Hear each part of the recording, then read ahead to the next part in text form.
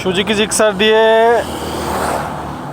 হাইওয়েতে ট্যুর দিলাম। ট্যুর বলতে গ্রামের বাড়ি থেকে ঢাকা এবং ঢাকা থেকে গ্রামের বাড়ি আজকে সহ টোটাল 32 বার হইলো আমার যাওয়া আসা। আজকে সহ 32 বার হইলো আমার যাওয়া আসা, এই 370 কিলোমিটার।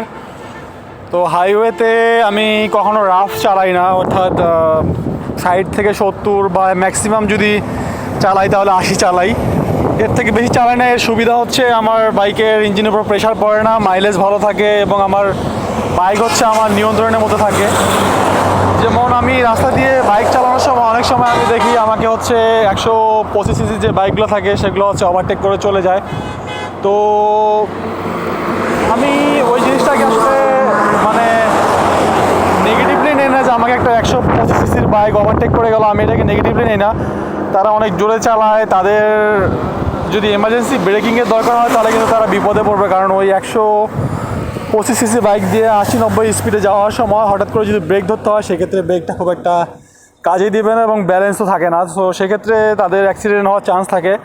আর যেহেতু আমি নিজের বাইক নিজে চালাচ্ছি এবং আমার ক্ষেত্রে নিরাপত্তাটা সবার আগে থাকে, তাই আমি সবসময় চেষ্টা করি যে নিরাপদ স্পিডে এবং সেফলি চালানোর চেষ্টা করি সবসময়, ঠিক আছে, যেন বাইকের কোনো ক্ষতি না হয় বা আমার কারণে যেন অন্য মানুষের জন্য কারো ক্ষতি না হয়, সবসময় এগুলো ট্রাই করি আমি। আর এই 70 স্পিডে চালাইলে সুবিধা হচ্ছে বাইকের মাইলেজটাও বেস্ট থাকে। এই যে যেমন এই যে 4Bটা গেল কত স্পিডে দেখেন, মিনিমাম 90 স্পিডে আছে।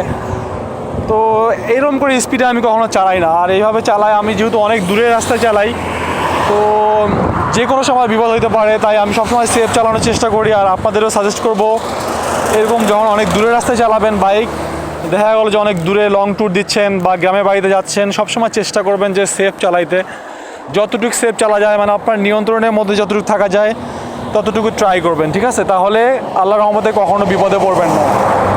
আর যেহেতু আমি 32টা ট্যুর দিছি, সো সেক্ষেত্রে আমি খেয়াল করছি যে এই জিনিসটা হচ্ছে খুবই কার্যকর। অর্থাৎ আপনি যত সেফলি চালাবেন তত নিরাপদে বাসায় পৌঁছাবেন এবং আপনার নিজের কাছেও জার্নিটা বেশ ভালো লাগবে, ঠিক আছে, শরীর কখনো টায়ার্ড হবে না।